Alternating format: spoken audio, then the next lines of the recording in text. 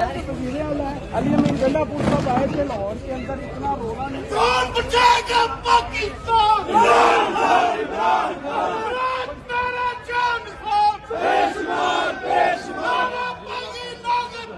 कैदी नंबर सोचा, मेरा यार कैदी नंबर सोचा, मेरा जान बेशुमार बेशुमार सबका जिगरी सबका यार कैदी नंबर सोचा, सबका जिगरी सबका यार कैदी नंबर सोचा, यार मेरा कैदी नंबर सोचा, बागी नागता कैदी नंबर सोचा, तेरा जान बेशुमार बेशुमार तेरा जान बेशुमार बेशुमार बागी नागता कैदी नंबर सोचा, मेरा यार कैदी नंबर सोचा।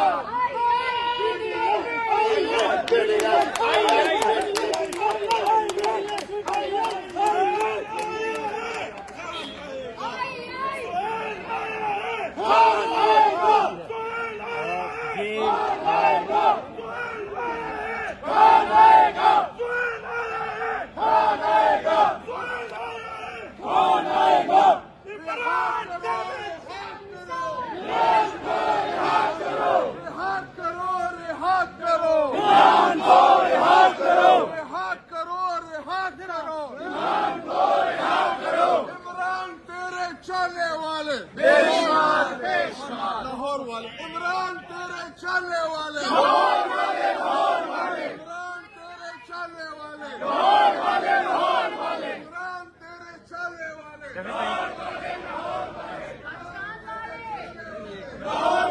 लाहौर वाले आएगा भी आएगा बेशुमार बेशुमार कौन बचाएगा पाकिस्तान? कौन बचाएगा पाकिस्तान?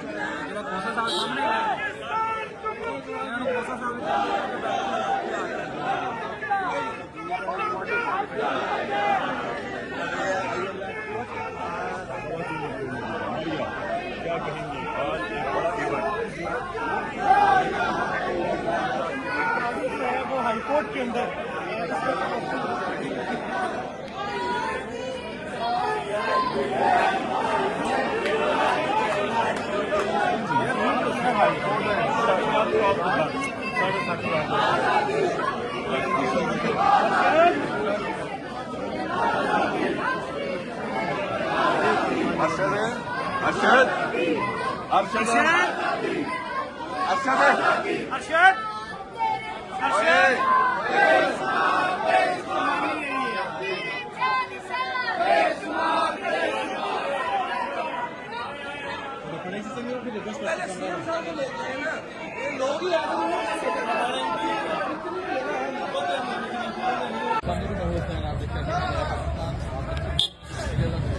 लाहौर हाई कोर्ट में दाखिल हो चुके हैं। लाहौर हाई कोर्ट में पंजाब की एक बड़ी लड़की मौजूद थी।